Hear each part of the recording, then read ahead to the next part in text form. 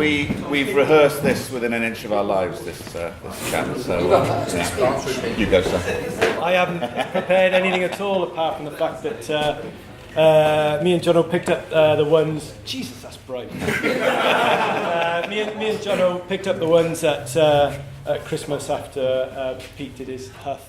And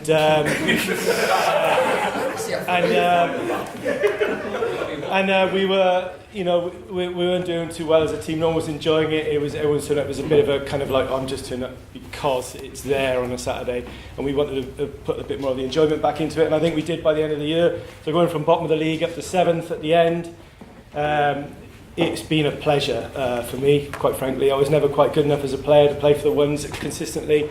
Never quite good enough as a coach to actually coach the ones consistently as either, but managed to get in there somehow by someone else quitting, and it was fantastic because they are a fantastic bunch of lads, and working with the likes of Phil Obi and Tunde and Mark Laurie and everyone else, and Chris Marks and all those players that we coached along the way was fantastic. And even more so towards the end of the year, watching the club come together with the twos helping us out with Charlie and Ben and everyone coming in and basically helping us stay up was really showed us what this club is all about. Because we're only 2 years old, really, and now we've truly come together as an integrated club, and it was absolutely fantastic to see. So. I can't really point out anybody in particular, but it's just absolutely fantastic still to be secretary of this club after a few years. And I wish I was still playing, but I'm not. But I'll still be here for a few years to come. It was absolutely fantastic. Really an honour to be part of the ones this year. Thank you very much.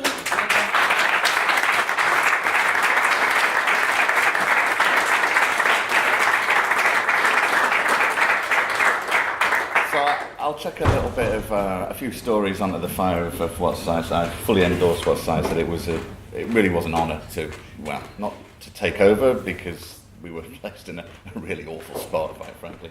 But what we got through in the end, and with the help of all the fantastic guys in the ones, and also the massive support from brilliant guys in the twos as well, was just. It was something I'm really quite proud of being a part of. I really am. It was awesome to do what we did. I'll give you an example. I went to my brother's wedding up in Manchester, 10th of December. We've not won in ages, and it's really not much fun, so I was quite glad to get out of there, frankly. It was an afternoon wedding, and we're 3-0 up. I switched my phone off. We're 3-0 up away at Finchleyans. What could go wrong? That was the shortest wedding ceremony I've ever been in, and we lost 5-3. The fact that you're picking up that text message and you're supposed to be in your family occasion and happy and all the rest of it, I let out a short scream. Was not really quite what I was expecting at all. And that was kind of what was expected. We turned up the new year and we lost 6-1 at home to Finchleyans, and that was probably the worst game I've ever felt that I've been involved with, playing, managing, etc. It was shocking. Si and I had a good chat. We managed to make sure that we came up with a bit of a plan as to what we're going to do, and we switched Mark Laurie to set the central midfield, defensive central midfield, and he acted as kind of a blunt of the attacks. They were just coming in too quickly onto our defence. And all of a sudden, we stopped conceding goals. And it wasn't just that, but everything breeds, a little bit more confidence, a little bit more availability, exactly what Jack said. So we get to the next game. Salesians at home, bottom of the league below us, in the cup, everything's going to be fine. They turn it with 9 men, we're 2-0 down in 10 minutes.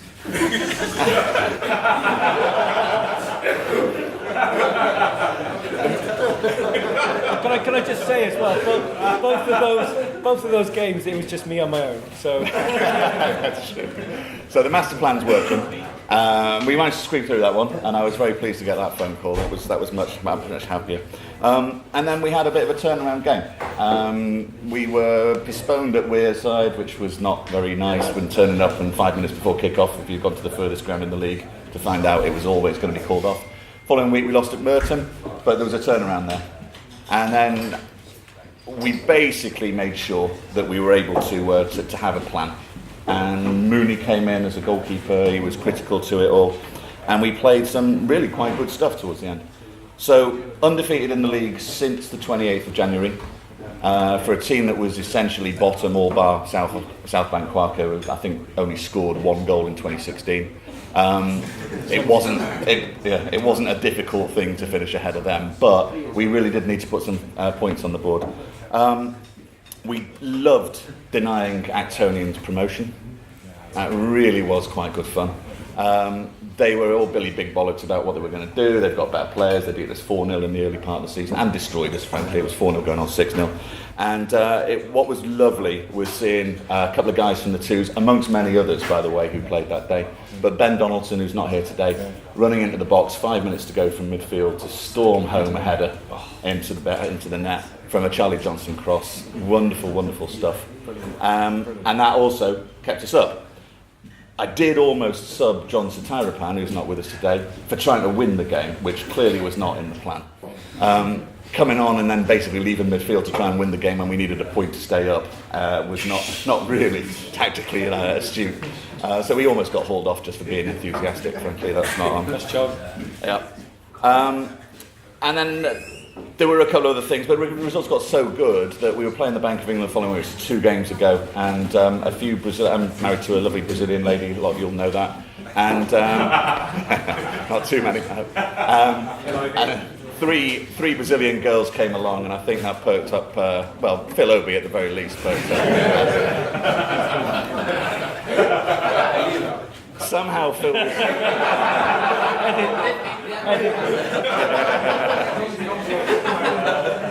somehow Phil missed 14 one-on-ones, but that's probably because he wasn't looking at the ball at the time.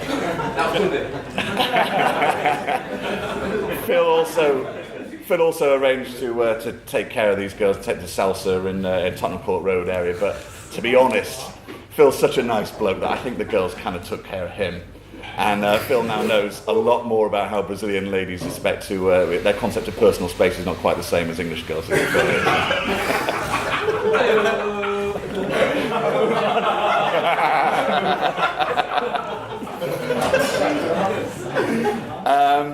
Last game of the season, quite interesting one. We played Civil last week. Some of you were there. We beat them quite easily in the end, but what was interesting was I found out who won the Discipline Club of the Year in the SAL on Thursday night. It was Civil Service. Now, Civil in that game had 1 man sent off and 3 booked. So I raised the point in the bar about whether the figures included last weekend's matches and was told they didn't. And Old Lyonians would have won instead. So we've got to decide whether we do the dirty on Civil and tell them or not. Either way, I won't mention Lafuffa apart from the semi-final. And the semi-final was a tough one. That was probably where I learned most about the players and almost a little bit about how sometimes doing nothing is the right thing as a manager. It's tough to know when that's the right thing and when it's the wrong thing. But Ali Harris came on, I think, with about 20 to go. It was 1-0. We're trying to see it out. And, of course, they equalised on 87. The poor thing is I told Ed Marchant to come along all the way out to Catford. Brilliant lad. And I said, you're not getting on unless this game changes. And I really didn't like doing that, but we've got to win the game, right? It's a semi-final. So he understood, it was great. And so there was one guy celebrating from our side when they equalised, and he comes on. 90 minutes, we've got to refocus the team, we've got to make sure they go out and win it again, basically. That was it.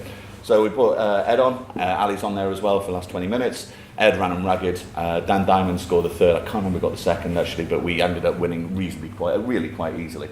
But it was great to see that someone would wait 90 minutes and then give it everything. That was fantastic.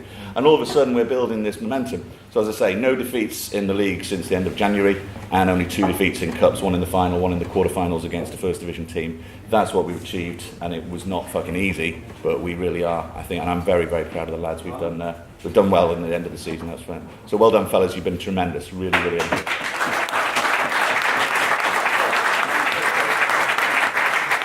Clubman of the Year, Managers Player of the Year. It was a good discussion we had.